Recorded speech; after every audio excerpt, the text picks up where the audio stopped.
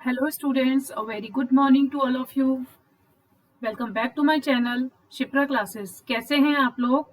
I hope आप सब अच्छे होंगे और आपकी प्रिपरेशन भी अच्छी चल रही होगी। मैं आप लोगों के साथ teaching methods and teaching style discuss कर रही हूँ। काफी सारे हम पढ़ चुके हैं।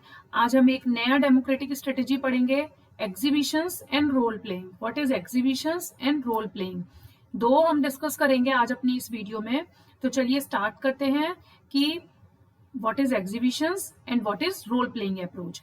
तो देखिए, एग्जीबिशन तो मोस्ट ऑफ यू सभी आप लोगों ने सुना होगा कि एग्जीबिशंस क्या होती हैं, जहाँ पर बहुत सारी चीजें, कलेक्शन ऑफ मटेरियल्स होता है और लोगों को दिखाया जाता है। कि कहते हैं ना कि हमारे यहाँ एग्जीबिशन लगी है। एग्जीबिशन बुक्स की हो सकती है, किसी सामान की हो सकती है, फर्नीचर की हो सकती है। एग्जीबिशन किसी भी चीज की लगा सकते हैं। जैसे कि लोग अपने दूर दूर से आते हैं, जैसे राजस्थान से दूसरे स्टेट में आके अपना मटेरियल दिखाते हैं, लोगों को अपना कलेक्शन दिखाते हैं। तो एक तरह से वो एग्जीबिशन हुई। बुक फेयर लगता है तो उसमें बुक्स की एग्जीबिशंस लगती है। तो exhibitions are collection of materials that are display to help people learn. तो एग्जीबिशंस क्या होती है? मटेरियल्स का कलेक्शन होता है जो लोगों को दिखाया जाता है और उनको सिखाने में उनकी मदद की जाती है कि ये सब चीजें कैसे बनाई जाती हैं और कैसे आप किसी भी पर्टिकुलर, सपोज टू भी आप बुक फेयर में गए हैं, कोई ऐसी बुक जो आपको बहुत पसंद आए, आपको लगे कि हाँ इससे आपको बहुत कुछ सीखने को मिलेगा, तो आप ले आते हैं और आपको पता भी चलता है कि उससे हाँ आपकी किस तरह से हेल्प हुई। They are useful as a strategy to help the students to gain new understanding without the necessity of a formal course और ट्रेनिंग प्रोग्राम।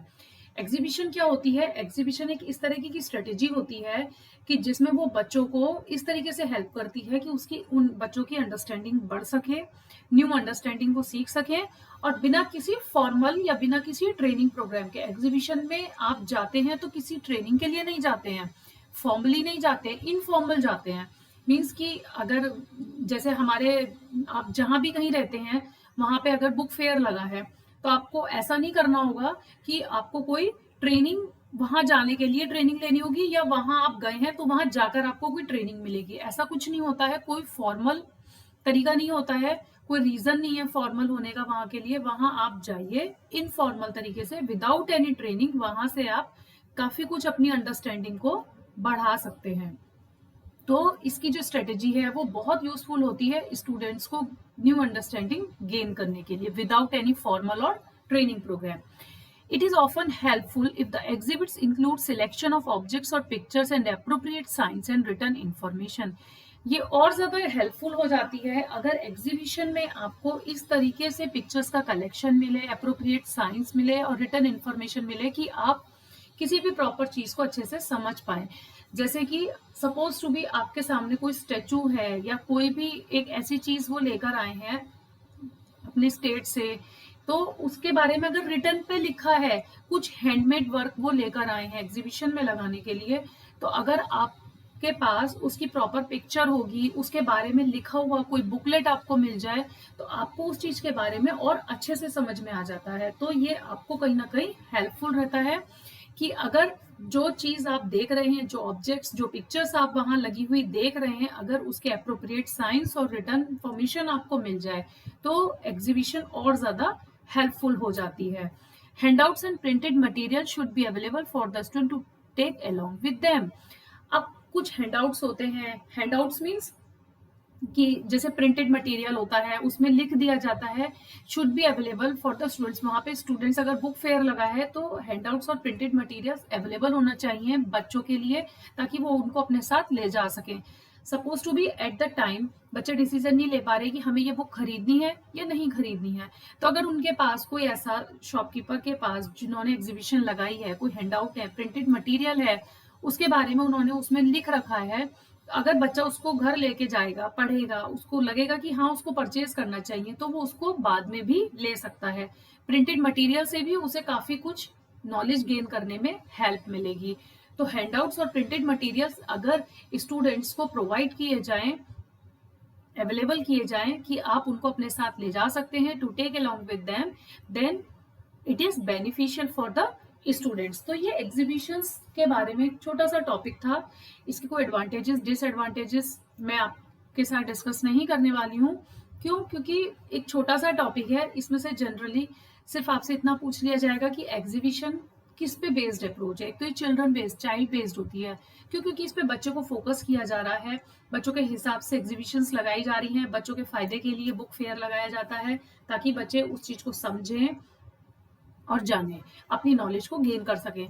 तो इसमें बच्चा ही प्राइमरी रोल प्ले करता है, टीचर्स तो सेकेंडरी होते हैं। जो एग्जीबिशन लगा रहे हैं वो सेकेंडरी हैं, बट बच्चा इज प्राइमरी। डाइवर्जेंट अप्रोच क्यों है? क्योंकि इसमें उसको बहुत सारी चीजें देखने को मिलती हैं, बहुत कुछ सीखने को मिलता है।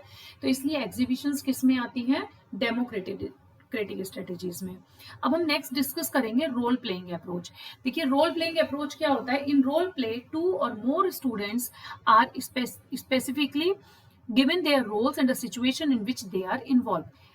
सबसे पहले मैं आपको बताऊंगी कि रोल प्ले क्या होता है। रोल प्ले का मीन्स है कि बच्चे को कुछ कैरेक्टर दे दिया जाता है कि आपको इनका कैरेक्टर प्ले करना है। जैसे कि मैं आपको अगर बताऊं तो सबसे अच्छा एग्जाम्पल होगा इसका रामायण। रामायण होती है, सभी के यहाँ होती है। तो क्या होता है उसमें? कोई राम बनता है, कोई सीता, कोई रावण, तो हर कोई अपना अपना रोल प्ले कर रहा है उसमें। उनको डायलॉग्स दिए जाते हैं और बच्चे को क्या है, जो भी वहां पे बच्चा है, बड़ा है, जो भी कोई उनके डायलॉग्स बोल रहा है तो वो उनका रोल प्ले कर रहा है। जो राम बने हैं वो राम का रोल प्ले कर रहे हैं, जो सीता बनी है वो सीता का रोल प्ले कर रही है। तो रोल प्लेइंग अप्रोच ये होती है। स्टूडेंट्स के लिए अगर हम बात करें यहाँ पे, तो स्टूडेंट्स को एक ऐसी सिचुएशन दी जाती है और उनको एक रोल दिया जाता है कि आपको इस सिचुएशन में रखकर इनका रोल प्ले करना है। तो 2 और मोर स्टूडेंट्स हमने लिए और फिर उनको उनका रोल दिया और उनको एक सिचुएशन दे दी और उसमें उनको इन्वॉल्व होकर उस रोल को प्ले करना होता है। The selected students then act in their assigned roles and try to solve the problems or project the situation properly। हमने कुछ स्टूडेंट सिलेक्ट कर लिए, अब उनसे ये कहा जा रहा है कि अब आपको जो रोल्स दिए गए हैं अब आपको उन पे एक्ट करना है और प्रॉब्लम्स को सॉल्व आउट करना है। जो भी प्रोजेक्ट आपको मिला है उस सिचुएशन के अकॉर्डिंगली आपको क्या करना है, उस एक्ट को, उस रोल को प्ले करना है। Role play can be done before the large and small groups of students. Means role play जो है वो बड़े ग्रुप में भी हम कर सकते हैं और छोटे ग्रुप में भी कर सकते हैं।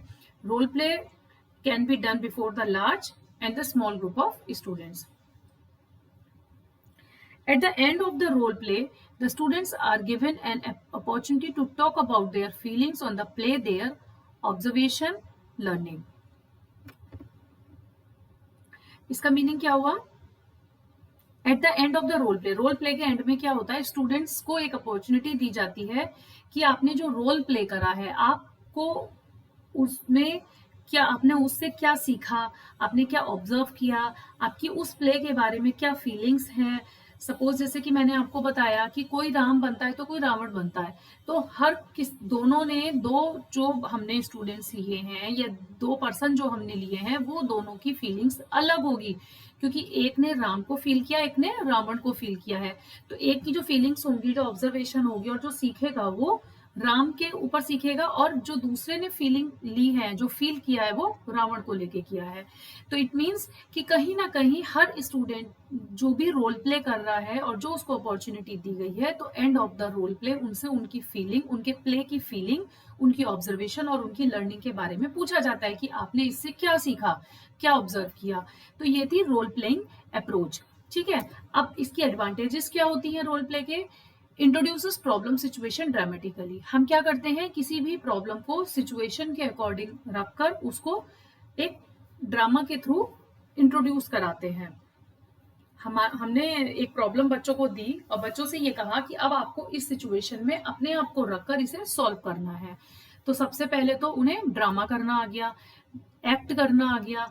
ठीक है, तो ये एडवांटेजेस हो गई रोल प्ले की। Provides opportunity for students to assume roles of others and thus appreciate others point of view.